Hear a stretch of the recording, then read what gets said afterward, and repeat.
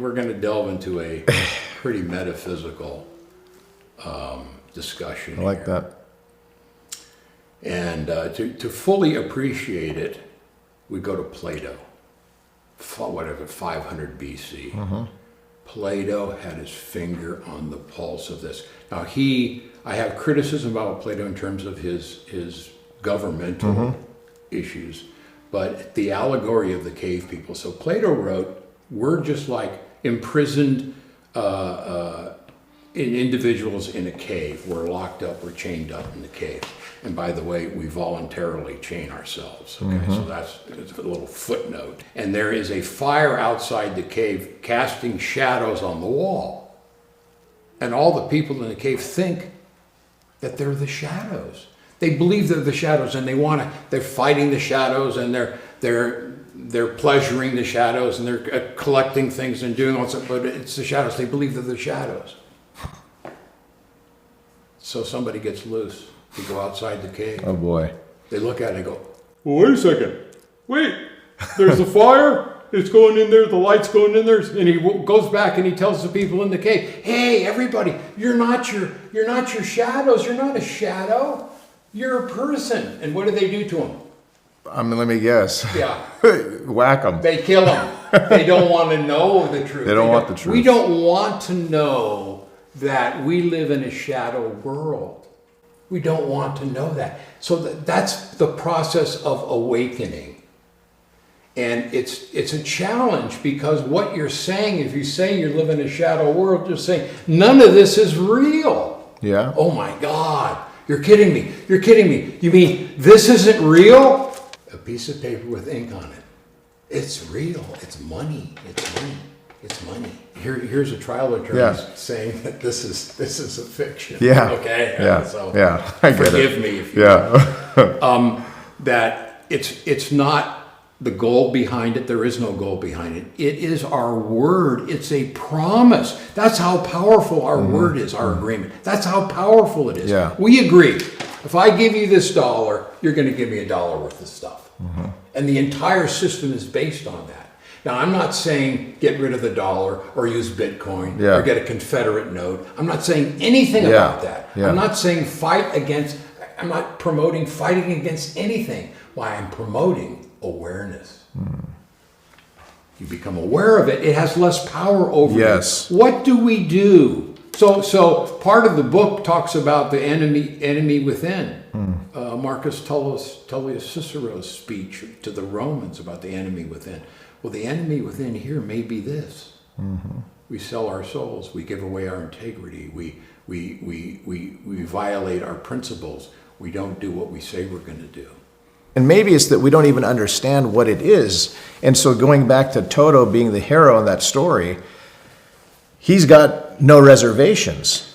What does he have that the rest of the world or caste or others don't have, or what is it so hard to come by that a dog has it? Okay, I have an answer for that question.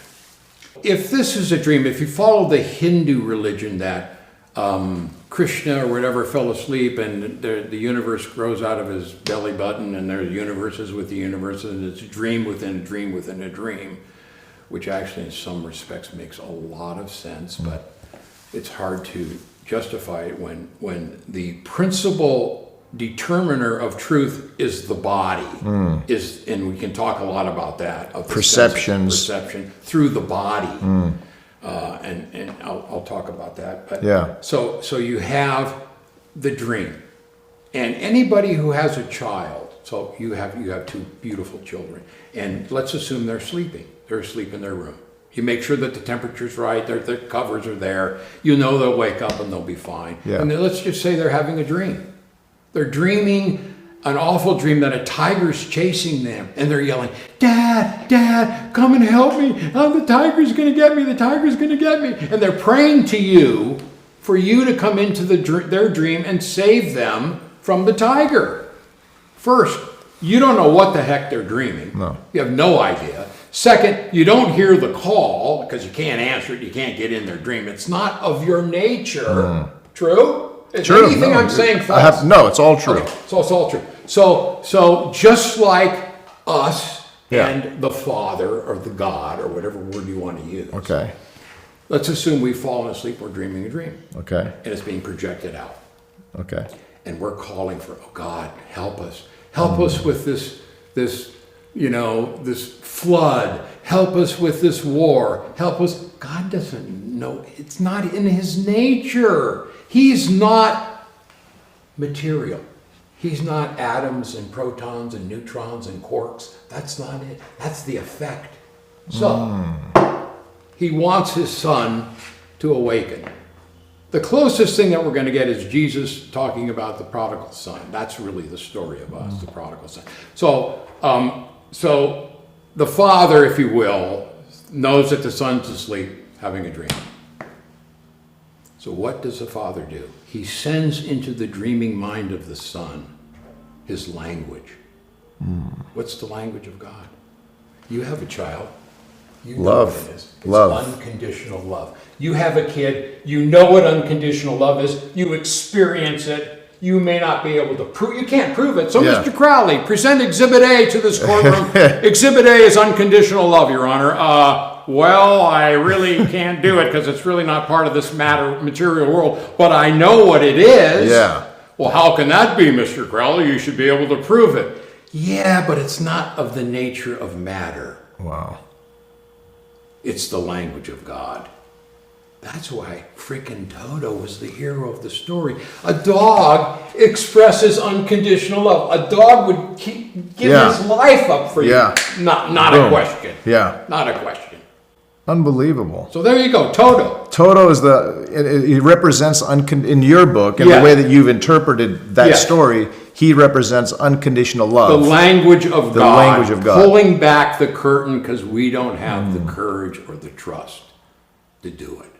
No one wants to pull back the curtain of our great Oz's. The book is an irritant. Yeah. I'm here to irritate your conscious mind. To keep asking questions. Just keep on asking. Did the Socratic method keep on asking questions? Socratic method. Why am I unwilling to pull back the curtain? We want to live locked up in the cave believing we're shadows. Right out of Plato's Allegory. Yeah. We don't want to know. And we kill the guy that went outside and reports back. So Socrates, who told the truth, and they killed him in essence. Yeah. Jesus told the truth. Well, they had to get rid of him. Yeah.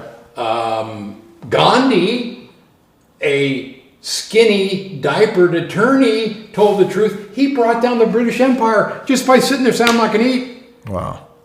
Go home, get away. And of course, then he was killed.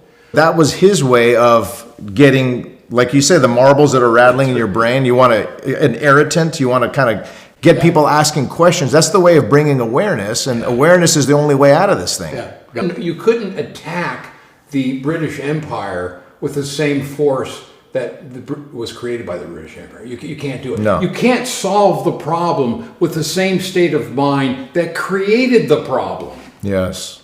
So he came from outside. He was outside that thought system and said, well, I'm just going to, wear my diaper and not eat and see what happens. You got to leave. And they did. They did.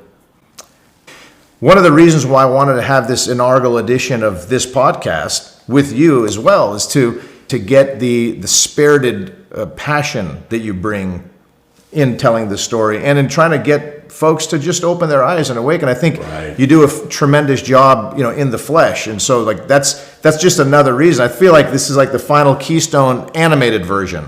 Right, in a sense. Well, Socrates never wrote anything. No, he never. He was always into eye-to-eye, person-to-person contact. That's what this is. Yeah, it's person-to-person. Yeah, that's where you get it. It's another dimension. So the written word is locked in.